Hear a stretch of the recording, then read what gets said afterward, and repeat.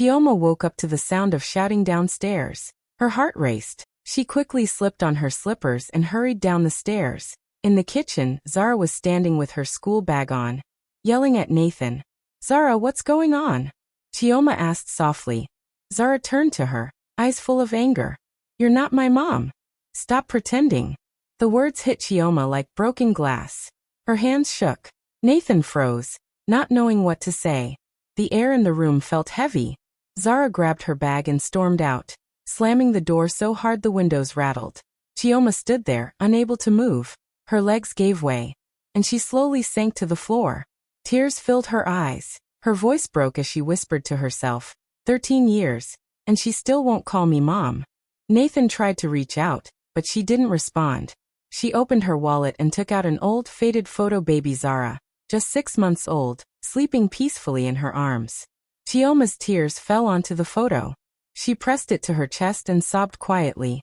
The morning sunlight crept into the room, falling on her tired face. Love, pain, and exhaustion were written all over it. She had given everything to raise Zara, every hour of work, every sleepless night, and yet, the one word she longed to hear still hadn't come. That a sudden knock on the door broke the silence. Chioma wiped her eyes and went to open it. A delivery man stood there, holding an envelope. "That Mrs. Reed?" he asked. "Yes," she replied weakly. That he handed it over and left. Chioma looked at the letter. It was from Child Services. Her hands trembled as she tore it open. Her eyes moved quickly over the words, and her face turned pale. Mandatory home review, adoption audit required. The paper slipped from her fingers. She felt the floor sway beneath her. Her mind raced. Why now? After all these years? Something deep inside her told her this wasn't just a routine check. Something from her past, something she thought was buried forever, might now come back to destroy the only family she's ever known. She looked toward the door where Zara had left. Her voice broke as she whispered to herself, "Please God, don't let me lose her too." The morning that began with her daughter's rejection now carried an even heavier weight, a letter that could question her right to be Zara's mother at all. Chioma was born in Lagos, Nigeria. She grew up in a small but loving family. Her father was strict, a man who valued rules and reputation more than feelings. When Chioma was a teenager, her family moved to the United States to start a new life. Everything felt new and exciting, until things changed. At 18, Chioma fell in love for the first time. She believed it was real, that she had found someone who saw her heart. But when she got pregnant, her world fell apart. Her father was furious. "You've brought shame to this family," he shouted. He disowned her that night. Chioma was left alone, scared and heartbroken. She tried her best to prepare for the baby, dreaming of holding her child and proving everyone wrong. But when the baby was born, tragedy struck. The baby didn't survive. Chioma cried for days, then weeks. Her room was filled with silence. She felt like her heart had stopped living too. To escape the pain, she started volunteering at a local children's home. That was where she met a tiny baby girl who had been left behind with no name. The baby was weak, sick, and always crying. But when Chioma picked her up, the baby stopped. Their eyes met. Something inside Chioma stirred.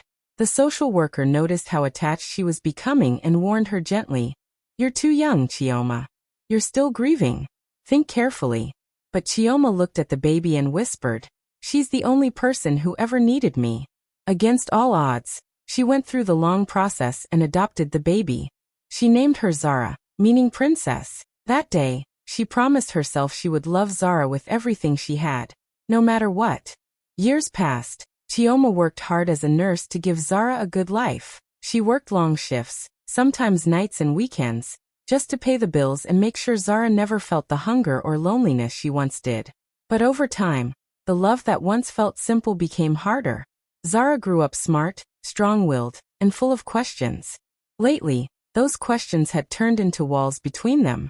She would come home late, avoid eye contact, and barely talk to Chioma. "Zara, how was school?" Chioma would ask, trying to sound cheerful. "Fine," Zara would reply, not looking up from her phone. Chioma would sigh quietly and go back to preparing dinner, hoping one day her daughter would open up again. Her husband Nathan often tried to calm her down when she worried too much. "Chioma," he said one night as they sat on the couch, "you can't keep rescuing her from her anger." Chioma shook her head. "If I stop, Nathan, she'll leave me too." Nathan didn't fully understand. He had married Chioma when Zara was already 5. He loved them both, but he could never truly feel the depth of the bond that came from loss and healing. A bond Chioma carried in her soul. At school, Zara's behavior got worse. Teachers called home about skipped classes. She seemed angry at everything. At rules, at love, at life itself. One evening, she slammed her bedroom door after a fight about grades. Chioma stood outside, holding back tears, when she heard Zara shout from inside, "Who's my real mom?" Those words burned through Chioma's chest. She leaned against the door, whispering softly, "I am Zara. I am." But deep down, fear began to grow. What if Zara didn't believe that anymore? What if love wasn't enough to keep her close?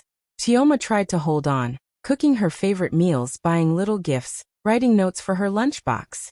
But Zara pushed her away every time. The harder Chioma tried, the more distant Zara became. Still, every night before going to bed, Chioma would quietly open Zara's baby album. The one filled with hospital tags, tiny footprints, and their first picture together. She would smile through tears and whisper, "You saved me, my princess. You just don't know it yet." On the surface, they looked like an ordinary family, a nurse mother, a hardworking stepfather, and a teenage daughter. But beneath the roof of their suburban home, love was hanging by a fragile thread. Both mother and daughter were hurting in silence, each longing for connection, each unsure how to reach the other. And as the days passed, Chioma didn't realize that the answers Zara was seeking would soon shake the foundation of everything she had built. The family sat in a quiet room at the child services office. The walls were plain and the air felt heavy. Evelyn, the social worker, sat across from Chioma and Nathan with a serious look on her face. Papers were spread out neatly on the table.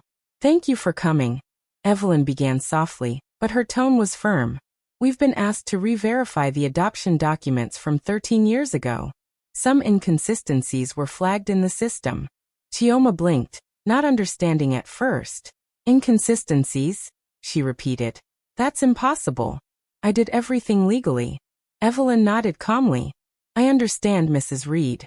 But a woman in Lagos has recently come forward. She claims her baby was kidnapped 13 years ago. And she believes that baby might be your daughter, Zara. She's requesting a DNA test." The room went silent. Nathan's mouth fell open. "What are you saying?" he asked quietly. "That our daughter was taken?" Evelyn sighed. "Right now we're just investigating. No one is accusing you directly. But we must follow the report. The test will help clear things up." Chioma's heart started pounding so hard she could hear it in her ears. No, that can't be true," she whispered. "I held her. I fed her. I signed every paper. She was legally mine." Nathan reached for her hand, but she pulled away, trembling. "There must be a mistake," she said again, her voice breaking. Just then, from the hallway, there was a sound. Footsteps. Zara had been listening. Her face appeared in the doorway, pale and scared. "What's going on?" Zara asked, her voice shaky. Chioma turned quickly. "Sweetheart, it's nothing." But Evelyn interrupted gently. "Zara, we just need to review some documents about your adoption. It's just procedure." Zara's eyes filled with tears. "Someone said I was kidnapped," she whispered. "Zara, please," Chioma begged. "It's not what it sounds like." But before she could say more, Zara turned and ran upstairs, crying. The sound of her door slamming echoed through the house. Chioma's legs felt weak. Nathan rubbed his forehead, unsure what to do.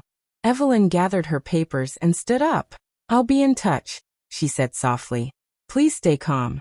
We'll figure this out." As the door closed behind her, the silence in the room felt unbearable. Chioma stared at the floor, her breathing uneven. That night, she couldn't sleep. The house was dark except for the small lamp in her study. Papers and folders covered the table. She went through every document from Zara's adoption.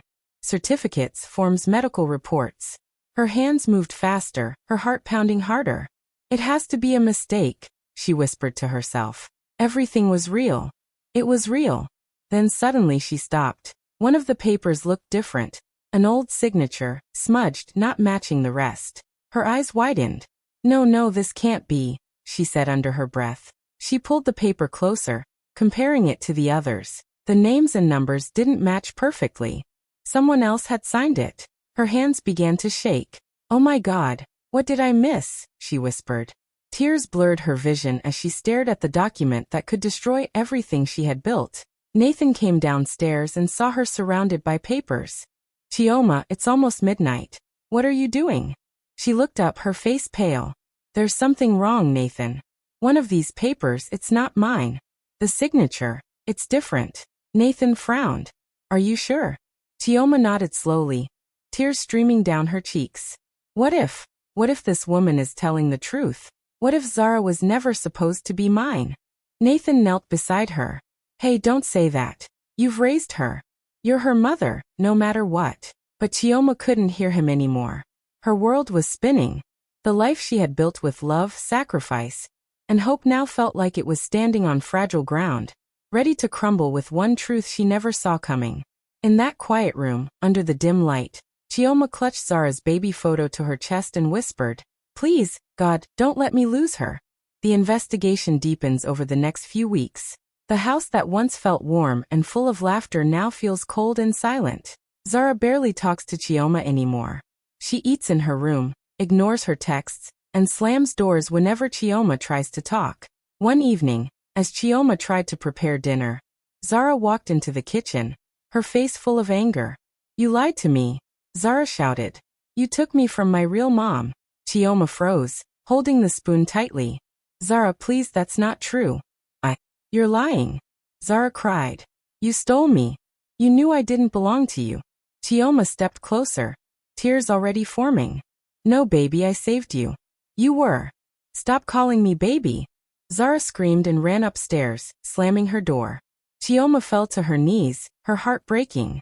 She covered her face and sobbed. Nathan came out of the living room, looking helpless. "She'll calm down," he said softly, trying to comfort her. But Chioma shook her head. "She hates me, Nathan. She truly hates me." That night, Chioma lay awake, remembering the night she found Zara all those years ago. The memory came back like a flood. She had walked into the orphanage after her nursing shift, carrying medicine. She still remembered the smell of disinfectant and the sound of babies crying. Then she saw Zara, a tiny baby with tubes in her nose, fighting to breathe. The nurse had said, "She's been left here." No one came for her. Chioma had reached out, touched her little hand, and the baby had stopped crying. In that moment, Chioma knew she couldn't walk away. Now, years later, that same child was shouting that she'd been stolen. The next day, Nathan came home early. He sat across from Chioma, looking serious. "We need to talk," he said. She looked up, tired and broken. "About what?" "About the adoption," he said carefully. "Did you ever confirm Zara's background? Did anyone check if her parents were alive?" Chioma's eyes filled with tears again. "They told me she was unwanted. The paperwork said no known relatives. I didn't ask more. I just couldn't lose another child." Nathan sighed deeply. "Chioma, I understand. But maybe this woman isn't lying. What if?" "Don't," Chioma interrupted. "Don't say that, Nathan. I'm her mother. I've been her mother every day of her life." But Nathan's silence said he wasn't sure anymore. Days turned into weeks. Child services continued asking questions, collecting documents, and interviewing people. Every call made Chioma's heart race. Meanwhile, Zara had changed completely. She barely smiled. She stopped going to school some days. She spent hours on her phone, texting someone. Chioma noticed but didn't know who it was, until one night, she walked past Zara's door and heard her whispering. "I knew it was you," Zara said softly. "I've been waiting to meet you." Chioma froze. Her chest tightened. She gently pushed the door open, but Zara quickly locked her phone. "Who were you talking to?" Chioma asked. "No one," Zara said quickly, her voice trembling. "Zara, please don't lie to me again," Chioma said, her tone breaking. "I can help you if something's wrong." Zara's eyes flashed with anger. "You've done enough. I'm meeting my real mom soon." Those words hit Chioma like a storm. "What did you just say?" she whispered. "I said I'm meeting her. Adana. She found me. She's the one you stole me from," Zara shouted. Chioma felt the ground fall from under her. "Zara, please don't go. You don't know who she really is." But Zara just turned away. "I already know everything," she said coldly. Later that night, Chioma found a message on Zara's desk. Don't wait up. Panic set in. She grabbed her car keys and searched through Zara's phone records, tracing the last message. It mentioned a cafe across town. Rain started pouring as Chioma drove through the dark streets, her hands shaking on the wheel. She prayed out loud. God, please let her be safe. Please let this be a mistake. When she arrived, she saw them through the glass window of the cafe.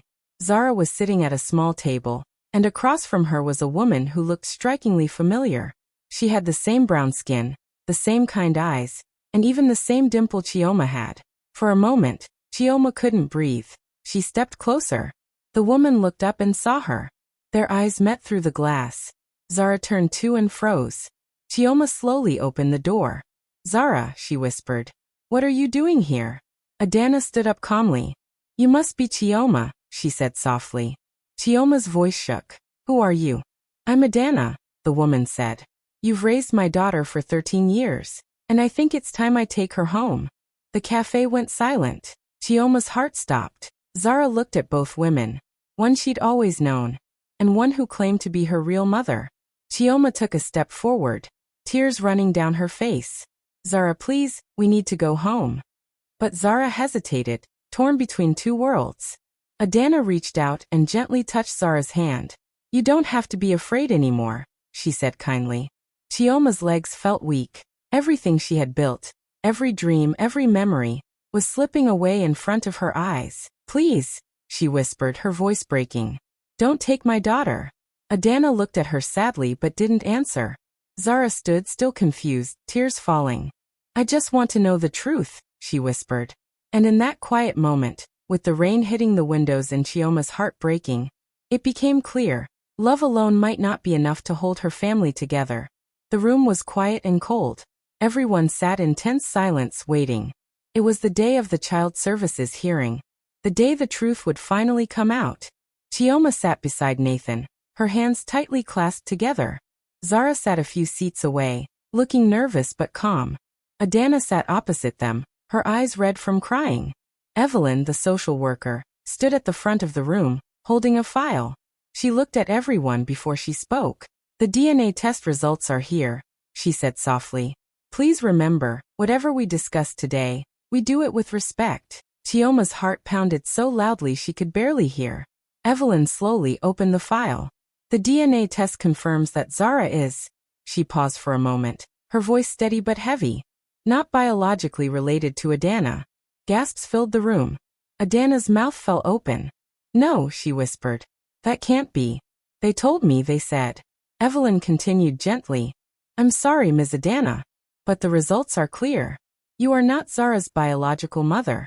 Adana covered her face and began to cry. I was told she was mine, she sobbed. I paid people, they gave me photos, papers. I just wanted my baby back. Evelyn nodded sadly. It seems you were scammed by corrupt officials in Lagos many years ago. You were given false hope. The room was silent again. Zara looked at Adana with pity and confusion. Chioma stared straight ahead, unable to move. For a moment, she felt relief. Zara wasn't stolen. She hadn't done anything wrong. But then Evelyn's voice broke through her thoughts. However, Evelyn said carefully, the papers show something else. Chioma blinked. Something else? She repeated quietly. Evelyn looked down at the file, then met Chioma's eyes. Mrs. Reed, your adoption was never fully processed through official channels. Chioma's heart stopped. What does that mean? Evelyn sighed. It means that while you went through the proper steps, the final approval was never registered in the national system. Legally, Zara isn't recognized as your child. The words hit Chioma like a knife. She felt dizzy. No, she whispered. No, that can't be. I have the papers, I signed everything. I paid the fees, I did everything they asked. I believe you, Evelyn said gently. But those officials might have taken your money and never submitted the final documents. Chioma shook her head over and over. That's not fair. I've raised her since she was a baby. I'm her mother. I understand, Evelyn said softly. But right now on paper the law doesn't. Tears filled Chioma's eyes. Nathan wrapped an arm around her shoulder, holding her as she shook. We'll fix this, he whispered. We'll make it right. But Chioma couldn't stop crying. 13 years of love, care, and sacrifice.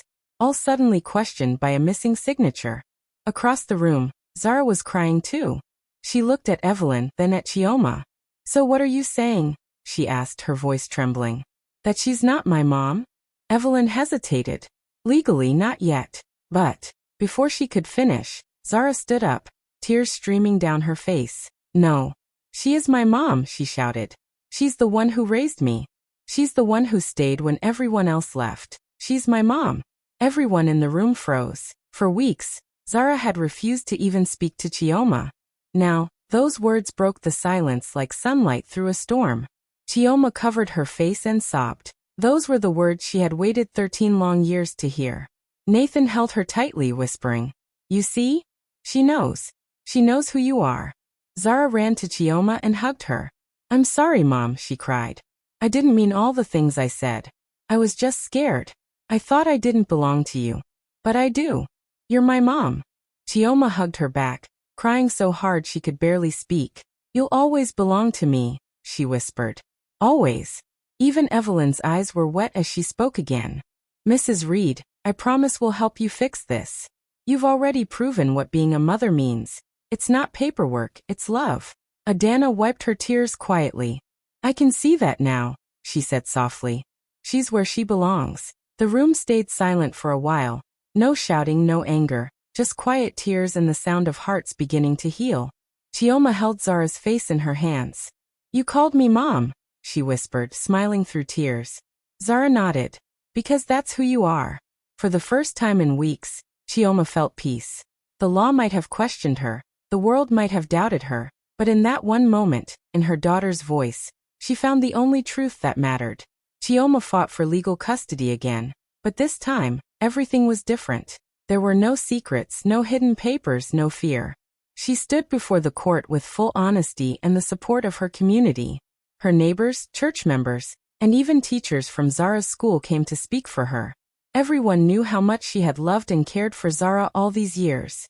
The courtroom was filled with quiet respect as Chioma spoke. Her voice trembled, but her words were strong.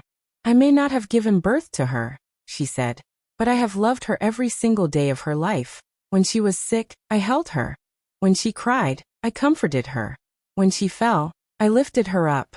Isn't that what a mother does?" Zara sat beside her, holding her hand tightly. The judge listened carefully, watching the two of them. When the hearing ended, everyone waited in silence. Finally, the judge removed his glasses and spoke slowly. "Family isn't blood," he said. "It's the love that stays." Tears filled Chioma's eyes. Zara turned and hugged her tightly, whispering, "We did it, Mom." The courtroom broke into gentle applause. Even Evelyn, the social worker, smiled softly. After the hearing, Evelyn approached Chioma. She looked different now, warmer, kinder. "You did what many couldn't," Evelyn said quietly. "You made her believe in love again." Chioma nodded, wiping her tears. "She saved me too," she whispered. A few days later, Chioma received a letter in the mail. It was from Adana. Inside was a short note written in shaky handwriting. "Dear Chioma, I'm sorry for the pain I caused. I thought I was getting my daughter back, but I see now. Zara was never mine to claim. She's yours in every way that matters. Take care of her. I'm leaving for Ghana to start fresh. Please tell her I wish her happiness. Adana." Chioma folded the letter slowly and sighed. "She finally understands," she said softly. Weeks later, Chioma took Zara on a trip to Lagos, back to the orphanage where their story began. Zara had never been there before. She looked around at the old building with wide eyes. "This is where you found me?" she asked. Chioma nodded. "Yes. Right here." A kind-looking nurse came out of one of the rooms and stopped in surprise when she saw them. "Chioma," she said, "I remember you." The nurse smiled warmly. "You saved her life that day," she said, looking at Zara. "She was dying of pneumonia. The doctors said she might not make it, but you refused to give up. You stayed by her side all night. And when she opened her eyes in the morning, you cried harder than anyone I'd ever seen." Chioma covered her mouth as tears filled her eyes. She looked at Zara, healthy, smiling, alive, and the memory broke her heart open again. Zara hugged her tightly. "Thank you, Mom," she whispered. Chioma held her close, crying softly. "You don't need to thank me," she said. "You're my purpose." They stood there together, the nurse watching with a smile. The same place where Chioma once feared losing everything was now the place where her heart felt whole again. As they left the orphanage, Zara reached for her mother's hand. "Can we help other kids like me someday?" she asked. Chioma smiled through her tears. "Yes, baby. That's exactly what we'll do." And as they walked away, hand in hand, Chioma felt peace for the first time in years. The circle had closed, not in loss but in love. Chioma tucks Zara into bed. The soft orange light from the sunset fills the room. For the first time in years, the air feels calm. No shouting, no fear, no distance between them. Zara pulls the blanket up to her chin and looks at Chioma with gentle eyes. Her voice is small but full of love. "Good night, Mom." Chioma freezes for a moment. Her heart skips a beat. Those words, so simple, yet the ones she had prayed to hear for 13 long years. Her eyes fill with tears as she leans down, brushing Zara's hair from her face. She kisses her forehead softly and whispers, "Good night, my miracle." Zara smiles and closes her eyes. Chioma stays for a moment, just watching her sleep, peaceful, safe, loved. Later that night, Chioma sits by her desk and opens her old journal. She turns to the last page and writes slowly, her tears falling on the paper. "I once thought being a mother meant giving birth. Now I know it means never giving up." She closes the journal, looks out the window, and smiles as the night settles over their home. A home finally healed by love. Croquetai. Aziz. Thank you so much for watching to the end. Sparkling Heart. If this story touched your heart, please like, comment, and subscribe for more emotional stories like this. See you in the next one. Bye. Waving hand.